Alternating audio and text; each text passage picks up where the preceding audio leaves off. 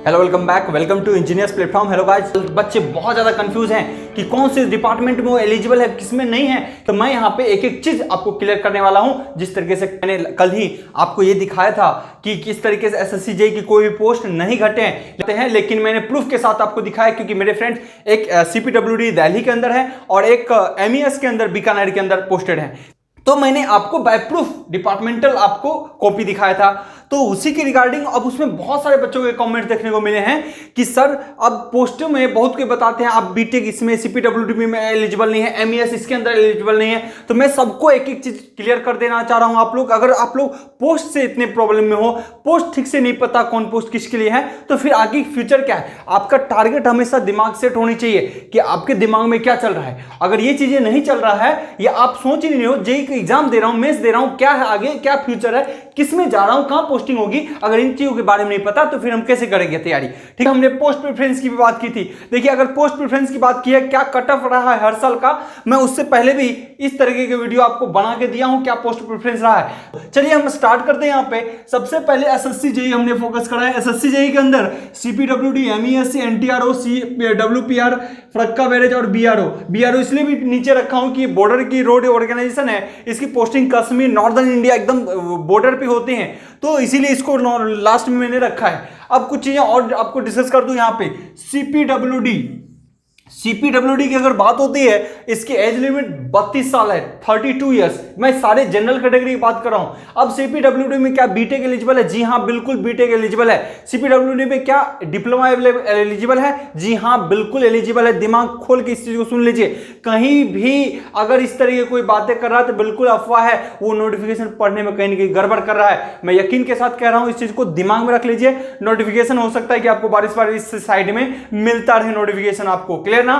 तो कोई दिक्कत नहीं, बीटेक बहुत बढ़िया से काम कर रहा है। सीपीडब्ल्यूडी के अंदर बीटेक बहुत बढ़िया से काम कर रहा है, एमईएस के अंदर, ठीक है ना। तो कोई प्रॉब्लम आप लोगों को नहीं होना है। चलिए मैं बात कर देता हूं यहां पे सीपीडब्ल्यूडी, ठीक है। उसके बाद मैं कल ही एक वीडियो बनाया था कि एमईएस की पोस्टें 9,0304 पोस्टें जो डिक्रीज हुई है, एमएस जेईई की पोस्टें डिक्रीज नहीं हुई है, जिसकी मैंने बहुत अच्छे से वीडियो बनाया था और बहुत बच्चों ने उसको देखा भी। मैं बोला था शेयर करना, क्योंकि अफवाहें का बाजार जो है बहुत जल्दी गर्म हो जाती हैं, क्योंकि न्यूज़पेपर में आ गया था तो सब बस एमईएस की पोस्टें एसएससी जेईई से जाता है तो उन्होंने बस उसी को ले लिया। उनको यही नहीं पता आईएएस के थ्रू जाता है, आईटीआई से भी उसके अंदर एंट्री करते हैं लोग, ठीक है ना। तो बहुत सारी बातें हैं, हम उसको चर्चा करेंगे, आज डिस्कस करेंगे यहाँ पे, अगर पोस्ट रिलेटेड किसी को प्रॉब्लम है तो।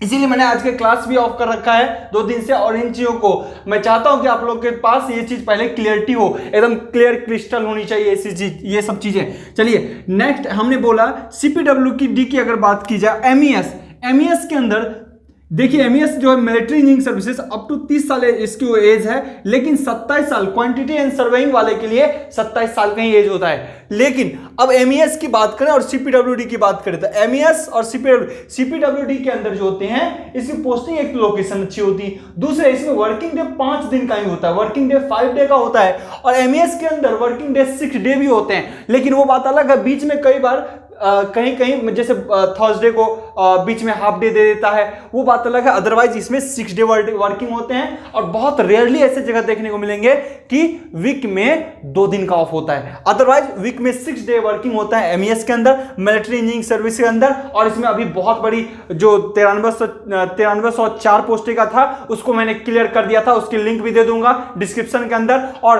पोस्ट प्रेफरेंस के रिगार्डिंग जो वीडियो बनाया था, सब चीज को एक साथ नहीं ले सकता, तो उसके बारे में भी मैंने डिस्कस किया है, आप उसको देख लेना।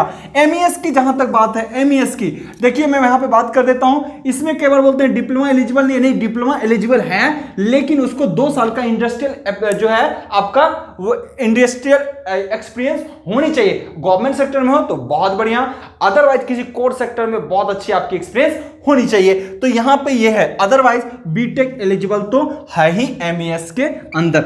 सीपीडब्ल्यूडी में मैंने बोला 5 दिन वर्किंग होते हैं, प्रमोशन इसका बहुत फास्ट होता है, इसीलिए मोस्टली प्रमोशन जो होते हैं इसके बहुत फास्ट होते हैं, मोस्टली लोग प्रीफर करते हैं सीपीडब्ल्यूडी, इसीलिए कटअप भी सीपीडब्ल्यूडी के ज्यादा जाते हैं। कटअप से रिलेटेड वीडियो देखना है, ऑलरेडी मैंने आपको डिस्क्रिप्शन में दे रखा है, आप उसको देख लेना। तो ये रहा इसके रिलेटेड चीजें। अब यहां पे देखिए, इसमें मैंने ये बोल दिया आपसे। अब वहां पे है एमईएस की बात करते हैं। एमईएस में जेईई से एई बनने में पहले 20-20 साल लगते हैं, थे, है ना।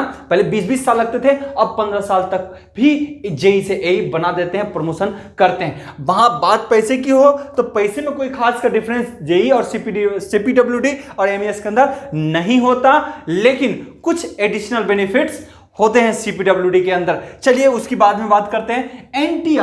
एनटीआरओ एक इंपॉर्टेंट पोस्ट है। ये देखिए कई बार पोस्ट है ये आती भी है, कई बार नहीं आती। इसका मतलब ये नहीं कि एनटीआरओ पोस्ट नहीं है। कई बार फड़क्का के अंदर किसी ब्रांच का आता है, किसी का नहीं आता। कई बार सीडब्ल्यूपीआर के अंदर किसी ब्रांच का आता है, किसी का नहीं आता। इसका मतलब उसमें उसकी पोस्ट खत्म कर दी गई, ऐसा नहीं है। कई बार किसी के सीट होते हैं, कई बार नहीं भी होते हैं। जैसे एनटीआरओ भी एक अच्छा पोस्ट है, अप टू 30 ईयर तक इसको लेता है जनरल कैटेगरी। एज रिलैक्सेशन आपके अलग अलग तो होंगे। यहां पे जो ये टर्म है, अब एनटीआरओ जो है आपका, ये नेशनल टेक्निकल रिसर्च ऑर्गेनाइजेशन है। ये पीएम प्राइम मिनिस्टर ऑफिस के अंदर आता है। इसके नॉर्म्स बहुत टफ होते हैं। इसके नॉर्म्स अगर बात की जाए इसके नॉर्म्स की, तो रॉ या फिर इंटेलिजेंस ब्यूरो के जो नॉर्म्स होते हैं ना, उसके नॉर्म्स को फॉलो करना आता है। तो हालांकि पोस्टिंग ये भी अच्छी होती है, पर इसके नॉर्म्स थोड़े टफ होते हैं, ठीक है। एनटीआरओ के सीपीडब्ल्यूपीआर ये भी 30 ईयर एज के तक के लिए लिमिट है। फड़क्का के लिए भी ठीक है। फड़क्का इसमें इलेक्ट्रिकल भी, सिविल भी, मैकेनिकल भी आते हैं, पोस्ट आती रहती है। पोस्ट तो आपको देखता ही रहेगा, पोस्ट इस तरीके से आप देखते ही रहते हो, पोस्ट में कोई दिक्कत नहीं है। बीआरओ की थोड़ी पोस्ट, बीआरओ के बारे में बात कर दूं, बॉर्डर रोड ऑर्गेनाइजेशन जो होते हैं, इनके टफ थोड़े जो जॉब होते हैं टफ होते हैं, और जो जॉब लोकेशन भी थोड़े टफ मिलते हैं, कश्मीर या बॉर्डर इलाका मोस्टली, है ना। तो यहां पे इनको थोड़ी सी परेशानी का सामना करना पड़ता है। फुल फॉर्म ऑलरेडी मैंने यहां पे डिस्कस कर दिया है, आप लोग को इसमें दिक्कत नहीं होगी। मोस्टली बच्चे कट ऑफ क्या होंगे सर, कितने सीट है, इनकी टेंशन छोड़ दीजिए। 2019 का अभी तक डिक्लेरेशन नहीं किया गया है कितनी नंबर ऑफ वैकेंसीज हैं, ठीक है ना। तो ये चीजें हैं। आई होप अब कोई कंफ्यूजन आप लोग को नहीं होना चाहिए इससे रिलेटेड, ठीक है ना। तो इससे रिलेटेड कोई भी प्रॉब्लम हो आप बेशक कमेंट कर सकते हैं। ओके, आज के लिए इतना ही। Good luck, have a nice day.